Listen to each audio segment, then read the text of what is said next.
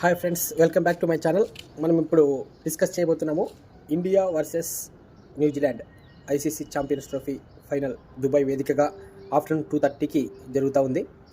ఈ మ్యాచ్ గురించి టోటల్ మన క్రికెట్ ఇండియా అభిమానులే కాదు, క్రికెట్ అభిమానులు మొత్తం ప్రపంచవ్యాప్తంగా ఈ ఛాంపియన్స్ ట్రోఫీ ఫైనల్ కోసం ఎదురు చూస్తూ ఉన్నారు. మన ఇండియన్ అభిమానులు అయితే చెప్పేదేముంది. దానికి సంబంధించి మనం ఈరోజు ఫైనల్ మ్యాచ్ ఇండియా గెలవాలంటే ఏ విధంగా ఉంటుంది, పిచ్ కండిషన్ ఏ విధంగా ఉంటుంది, ప్లేయింగ్ లెవెన్ ఏ విధంగా ఉంటుంది, చేంజెస్ ఏమైనా ఉంటాయా, లేకపోతే ఇండియా స్పిన్ బౌలింగ్కి న్యూజిలాండ్ తట్టుకోగలదా, అదేవిధంగా న్యూజిలాండ్ బ్యాటింగ్ కేన్ మామని, అదేవిధంగా రచిన్ రవీంద్రని టీమిండియా బౌలర్లు ఆపగలరా, అక్కడ వర్ష సూచన ఏమైనా ఉందా అనేది దాని గురించి కొన్ని పాయింట్స్ని మనం బ్రీఫ్గా అనలైజ్ చేద్దాము, డిస్కస్ చేద్దాము. ఓకేనా ఫ్రెండ్స్, మీ ఏమైనా సజెషన్స్ ఉంటే కూడా కామెంట్ చేయండి. ఓకేనా, ముందుగా మనం పిచ్ కండిషన్ గురించి మాట్లాడితే మనకు ఆల్రెడీ తెలుసు, దుబాయ్ ఇంటర్నేషనల్ స్టేడియం వచ్చేసి ఆల్రెడీ స్పిన్ సపోర్ట్ ఉంటుంది. అది దుబాయ్ పిచ్ వచ్చేసి always spinner support. Spin bowling విభాగం గురించి డిస్కస్ చేద్దాము, ఎందుకంటే ఈ దుబాయ్ పిచ్ వచ్చేసి ప్యూర్ స్పిన్నర్ సపోర్ట్ చేస్తుంది. ఇంకొకటి, టాస్ గెలిచిన వాళ్ళు కూడా బ్యాటింగ్ తీసుకుంటే మంచిదా, బౌలింగ్ తీసుకుంటే మంచిదా కూడా నెక్స్ట్ డిస్కస్ చేద్దాము. ప్రజెంట్ స్పిన్ గురించి అయితే మాట్లాడుకుందాము. ఓకేనా, ఇక్కడ వరుణ్ చక్రవర్తి, మన ఇండియాలో మిస్టరీ స్పిన్నర్ వరుణ్ చక్రవర్తి అద్భుతంగా బౌలింగ్ చేస్తున్నాడు. లాస్ట్ ఓన్లీ 2 మ్యాచెస్లోనే 7 వికెట్స్ తీసుకున్నాడు. 10 ఓవర్స్ కంప్లీట్గా బౌలింగ్ వేసే కెపాసిటీ ఉంది. అదేవిధంగా జడేజాకి, కుల్దీప్ యాదవ్కి, అక్షర్ పటేల్ కూడా 10 ఓవర్స్ వేసే కెపాసిటీ ఉంది. 40 ఓవర్స్ విల్లే వేసినా కూడా మిగతా 10 ఓవర్స్ మనకి బౌలింగ్ ఆప్షన్స్ ఉన్నాయి కాబట్టి పేస్ బౌలింగ్ వచ్చేసి మహమ్మద్ షమి, అదేవిధంగా ఇంకా మన హార్దిక్ పాండ్యా కూడా, కుంగ్ఫూ పాండ్యా బౌలింగ్ చేస్తాడు. కాబట్టి అక్కడ పిచ్ కండిషన్ బట్టి, అక్కడ ఉన్న బ్యాట్స్మెన్కి సంబంధించి వాళ్ళని బట్టి మనకి బౌలింగ్ ఆప్షన్స్ ఎక్కువ ఉన్నాయి. కాబట్టి మనకు స్పిన్నర్స్ ఒక అందాజు లెక్కేసుకున్నప్పుడు 40 ఓవర్స్ పైన వాళ్ళు మహమ్మద్ షమి, రిమైనింగ్ ఓవర్స్ హార్దిక్ పాండ్యా వేస్తారు. ఒకవేళ వాళ్ళకి 2-3 ఓవర్స్ ఎక్కువ వేస్తే ఎవరో ఒక బౌలింగ్ స్పిన్ మనం తగ్గించి వేయాల్సి ఉంటుంది అనమాట. వరుణ్ అయితే మాత్రం 100% 10 ఓవర్స్ వేస్తాడు. కాబట్టి ఇండియా బౌలింగ్ ఆప్షన్స్ గురించి కానీ, స్పిన్ విభాగం గురించి కానీ దాని గురించి ఆలోచించే అవసరం లేదు. మంచి బౌలింగ్ విభాగం ఉంది. న్యూజిలాండ్ బ్యాట్స్మెన్ ఎదుర్కోవాలంటే కూడా వాళ్ళకి కష్టమవుతుంది. అదేవిధంగా న్యూజిలాండ్ స్పిన్ విభాగం గురించి మాట్లాడితే ఇక్కడ మనం డిస్కస్ చేసుకోవాల్సిన కీ పాయింట్ అయితే మిచెల్ శాంటనర్ ఫ్రెండ్స్. ఒక మిచెల్ శాంటనర్ మాత్రమే 10 ఓవర్స్ వేసే బౌలింగ్ చేసే కెపాసిటీ ఉన్న బౌలర్. ఎందుకంటే రెగ్యులర్ స్పిన్నర్ కూడా, మిగతా వాళ్ళు మైకేల్ బ్రాస్వెల్ కానీ, రచిన్ రవీంద్ర కానీ, గ్లెన్ ఫిలిప్స్ కానీ వీళ్ళంతా part time spinners. Dubai pitch స్పిన్కి అనుకూలమే, కానీ వీళ్ళకి ఇంతకుముందు కూడా ఈ పిచ్ పై వికెట్లు తీసినారు. కానీ మన ఇండియన్ బ్యాట్స్మెన్స్ ఉన్న ఫామ్ను బట్టి చూస్తే వీళ్ళని ఈజీగా ఎదుర్కొనే అవకాశం ఉంటుంది. కానీ తక్కువ అంచనా కూడా వేయకూడదు. కానీ మిచెల్ శాంటనర్ని ఆ 10 ఓవర్స్ జాగ్రత్తగా ఆడుకుంటే మన ఇండియన్ బ్యాట్స్మెన్స్ మనకి కొంచెం ఇబ్బంది ఏమి ఉండకపోవచ్చు. మైకేల్ బ్రాస్వెల్ కానీ, రవీంద్రన్ కానీ, ఫిలిప్స్ కానీ వాళ్ళైతే బాగా ఆడతారని నేను అనుకుంటున్నాను. మిచెల్ శాంటనర్ చాలా డేంజర్. అదేవిధంగా మనకి బౌలింగ్ ఆప్షన్స్ వచ్చేసి మిచెల్ శాంటనర్, ఇది స్పిన్ మాట్లాడుకున్నాం కదా. పేస్ బౌలింగ్ వచ్చేసి ఇందాక చెప్పినట్టుగా హార్దిక్ పాండ్యా, అదేవిధంగా మహమ్మద్ షమి వాళ్ళిద్దరు చూసుకుంటారు. వీళ్ళ టీంలో వచ్చేసి ఇక్కడ ఒక ప్లస్ పాయింట్ కూడా అయితే మ్యాట్ హెన్రీ వచ్చేసి పోయిన మ్యాచ్లో సెమీఫైనల్లో సౌత్ ఆఫ్రికాతో మ్యాచ్తో ఇంజూర్డ్ అయినాడు, షోల్డర్ ఇంజూర్ అయినాడు. కాబట్టి ఈరోజు ఆడే అవకాశం ఉందా లేదా అనేది కూడా డౌట్. ఇంకా నాకున్న అంచనా ప్రకారము మ్యాక్సిమం ఆడే అవకాశం ఉంటుంది. ఒకవేళ ఇన్ కేసు ఇంజూరీ పెద్దదైతే ఆడకపోతే మాత్రం జాకబ్ డఫీ కానీ, నాథన్ స్మిత్ కానీ ఫాస్ట్ బౌలింగ్ ఆప్షన్ వచ్చే అవకాశం ఉంటుంది. వాళ్ళకి త్వరగా కైల్ జెమీసన్, విలియం మోర్ ఊరుకుంటారు. కానీ వీళ్ళ పిచ్ వచ్చే స్పిన్నర్కి అవకాశం మీద అనుకూలిస్తారు కాబట్టి వీళ్ళు కూడా తక్కువ ఓవర్స్ వేసే అవకాశం ఉంటుంది. ఒక 6-7 ఓవర్స్ డెత్ బౌలింగ్ కానీ, పేస్ బౌలింగ్ కానీ, పేస్ బౌలర్స్ వేస్తారు. అంతేగాని వీళ్ళనైతే కూడా మన బౌలర్స్, మన బ్యాట్స్మెన్ అయితే మంచిగా ఎదుర్కొంటారు. మనకి ఈ స్పిన్ పరంగా చూస్తే న్యూజిలాండ్తో కంపేర్ చేస్తే మనం స్ట్రాంగ్ ఉన్నాం, ఇబ్బంది లేదు. ఓకే, బౌలింగ్ విభాగం కూడా ముఖ్యంగా మనకు ఈరోజు మ్యాచ్లో మనం మాట్లాడుకోవాల్సింది బ్యాట్స్మెన్స్ గురించి. మన బ్యాట్స్మెన్స్ ఫామ్లో ఉన్నారు, న్యూజిలాండ్ బ్యాట్స్మెన్స్ కూడా అంతకుమించి ఫామ్లో ఉన్నారు. ముఖ్యంగా కేన్ విలియమ్సన్. ఇండియా అంటే మాత్రం అది పూనకం వచ్చినట్టు ఆడతాడు, ఖచ్చితంగా ప్రతి మ్యాచ్ ఆడతాడు ఇండియా అంటే. కాబట్టి ముందుగా న్యూజిలాండ్ బ్యాటింగ్ విషయం గురించి మాట్లాడితే ఓపెనర్కి వచ్చేసి విలియంగ్, రచిన్ రవీంద్ర వస్తారు. రచిన్ రవీంద్ర మంచి బ్యాట్స్మెన్, కానీ మన ఇండియన్ మీద పప్పులు ఉడికే అవకాశం లేదని నేను అనుకుంటున్నాను. విలియమ్సన్ కేన్ మామని ఆపాలి, ఎందుకంటే కేన్ మామ మన ఇండియా అంటే మాత్రం బాగా ఆడతాడు. కాబట్టి కేన్ మామని జాగ్రత్తగా ఆపాల్సిన అవసరం ఉంటుంది మన బౌలర్స్కి.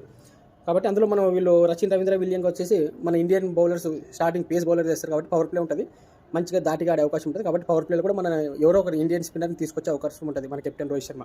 కాబట్టి విలియంగ్ కూడా ఈరోజు నాకున్న 90% విలియంగ్ ఆడతాడు. ఒకవేళ విలియంగ్ మిస్ అయినాడు అంటే, ఎందుకంటే ప్రీవియస్ మ్యాచెస్ విలియంగ్ సరిగా ఆడడం లేదు, కాబట్టి డెవన్ కాన్వాయ్ వచ్చే అవకాశం ఉంది అనుకుంటున్నాను 10%. ఎందుకంటే కాన్వాయ్కి మన ఇండియా మీద మంచి రికార్డు ఉంది కాబట్టి చూద్దాం అది కూడా. తర్వాత విలియమ్సన్, మిచెల్, లాక్తము, ఫిలిప్స్, బ్రాస్వెల్, శాంటన్ అంటే 8 మంది వరకు వీళ్ళు కూడా బ్యాటింగ్ స్ట్రాంగ్ ఉంది, తక్కువేం లేదు. మన ఇండియా బ్యాటింగ్ గురించి మాట్లాడితే కూడా Rohit Sharma, Gill, king Kohli, Shreyas Iyer, Axar Patel, KL Rahul, Hardik Pandya, Ravindra Jadeja 8 members కూడా మనకి ఏం తక్కువ లేదు, ఇద్దరు దీంట్లో ఈక్వల్ ఉంది.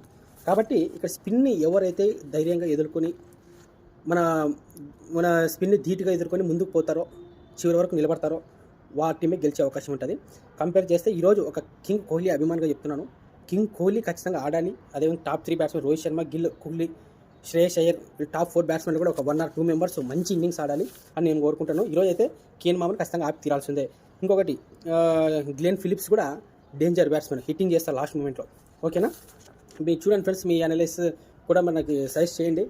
ఓకేనా, అదేవిధంగా ఇంకొకటి బలాలు బట్టి చూస్తాం కదా, రెండు టీమ్స్ టగ్గఫర్ ఉన్నాయి బ్యాటింగ్ బౌలింగ్ విభాగం రెండు విభాగాల్లో కూడా. కాబట్టి మనము జాగ్రత్తగా ఉండాలి మన ఇండియన్ ప్లేయర్స్. ఇండియా అయితే ఈరోజు గెలిచి ఛాంపియన్స్ ట్రోఫీ గెలవాలి. అదేవిధంగా 2019 వరల్డ్ కప్ సెమీఫైనల్కి, అదేవిధంగా WTC వరల్డ్ టెస్ట్ ఛాంపియన్షిప్ ఫైనల్కి, అదేవిధంగా మన ఇండియాకి వచ్చి ఓడించిన వాళ్ళు మనల్ని, దానికి సంబంధించి కంప్లీట్గా రివెంజ్. ఈరోజు గెలిచినామంటే అన్నిటికీ ఒకటి సొల్యూషన్. ఈరోజు గెలిచినామంటే అయిపోతుంది, మనమే ఇంకా మన ఇండియానే ఉంటుంది, మొత్తం అన్నిటి పర్ఫెక్ట్ రివెంజ్ సెట్ అవుతుంది అనమాట. కాబట్టి ఈరోజు మ్యాచ్లో మన ఇండియా పక్కా గెలుస్తుంది. ప్రతి ఒక్క భారత అభిమాని తగ్గేదలే అని చెప్పి మనం గర్వంగా తలెత్తుకుంటాము. ఖచ్చితంగా ఈరోజు గెలిచేది ఇండియాని. ఎందుకంటే మొత్తం బ్యాటింగ్ బౌలింగ్ విభాగాల్లో మన ఇండియా చాలా స్ట్రాంగ్ ఉంది. ఖచ్చితంగా గెలవాలి కూడా. ఎందుకంటే టాప్ 3 బ్యాట్స్మెన్లు ఒక్క బ్యాట్స్మెన్ అన్నా కూడా మనకి తిరుగులేదు. శ్రేయస్ అయ్యర్ కూడా అద్భుతమైన ఫామ్లో ఉన్నాడు. కాబట్టి మనం ఈరోజు కన్ఫామ్గా గెలిచే అవకాశమే ఉంటుంది. న్యూజిలాండ్ మనకి చాలాసార్లు నాకౌట్ మ్యాచెస్లో, ICC మ్యాచ్ల్లో మనల్ని డామినేట్ చేసి గెలవడానికి ప్రయత్నం చేస్తూ ఉంటుంది. కాబట్టి ఈరోజు మనల్ని గెలిచి దాన్ని అన్నిటికీ కలిపి రివెంజ్ తెలుసుకుంటారు, గెలుస్తుంది కూడా. అందరూ ఇంటి దగ్గర టపాసులు రెడీ పెట్టుకొని, క్రాకర్స్ రెడీ పెట్టుకొని 2025 ఛాంపియన్స్ ట్రోఫీ ఫైనల్ విన్నర్ ఇండియానే. ఖచ్చితంగా దీంట్లో తిరుగులేదు. ఖచ్చితంగా మన భారత్ గెలవాలి. భారత్ మాతాకి జై. జై భారత్, జై భారత్. Check they India. అస్సలు తగ్గేది లేదు ఇండియా. రివెంజ్ న్యూజిలాండ్కి మామూలుగా ఉంటుంది. ఈరోజు కన్ఫామ్గా ఇండియానే విన్నర్. ఇంకా నేను మనస్ఫూర్తిగా కోరుకుంటున్నాను ఇండియానే గెలుస్తుంది. మన భారతీయ క్రికెట్ అభిమానులందరూ ఈరోజు టీవీల దగ్గర నుంచి ఎవరు లేవరు, ప్రతి ఒక్కరు టీవీల ముందే కూర్చుంటారు. ఖచ్చితంగా మ్యాచ్ అయిపోయేంత వరకు క్రికెట్ అభిమానులందరికీ ఈరోజు మంచిగా ఎంజాయ్ చేయండి, పండగే. ఇంకొక డౌట్ ఉంటుంది, టాస్ గెలిస్తే మన ఇండియా బ్యాటింగ్ తీసుకోవాలి, బౌలింగ్ తీసుకోవాలి. టాస్ గెలిస్తే బ్యాటింగ్ తీసుకోవడమే ఉత్తమము. ఎందుకంటే దుబాయ్ పిచ్ పైన బ్యాటింగ్ లాస్ట్ టైం కూడా లీగ్ మ్యాచ్లో న్యూజిలాండ్ పైన 249 కొట్టి కూడా మనం డిఫెండ్ చేసుకోవడం జరిగింది. ఎందుకంటే స్పిన్ చేంజింగ్ టైంలో స్పిన్ ఆడడం చాలా కష్టం ఉంటుంది దుబాయ్ పిచ్ మీద. కాబట్టి టాస్ గెలిస్తే ఉత్తమమైన బ్యాటింగ్, ఒక ఉత్తమమైన ప్లాన్ ఏమంటే బ్యాటింగ్ తీసుకోవడం ఉత్తమము. ఇన్ కేసు మనం ప్రీవియస్గా దాదాపు 11 మ్యాచ్ల నుంచి మనం టాస్ ఓడిపోతున్నాము రోహిత్ శర్మ. కాబట్టి టాస్ ఓడిపోయినా కూడా మనం ఏం చేయలేము. న్యూజిలాండ్ బ్యాటింగ్ పడినా కూడా మనం గెలవాలని కోరుకుంటాము. టాస్ ఎవరు గెలిచినా గెలిచేది మాత్రం ఇండియానే, ఇది మాత్రం కన్ఫర్మ్. కోట్లాది మంది క్రికెట్ అభిమానులు అందరూ కూడా, భారతీయ క్రికెట్ అభిమానులు, అదేవిధంగా ప్రపంచ క్రికెట్ అభిమానులు ఎదురు చూస్తున్నారు. ICC ఛాంపియన్స్ ట్రోఫీ విజేత మన ఇండియానే కావాలని. అవుతుంది కూడా. 2025 ఛాంపియన్స్ ట్రోఫీ విన్నర్ మన ఇండియానే కన్ఫర్మ్. జై భారత్.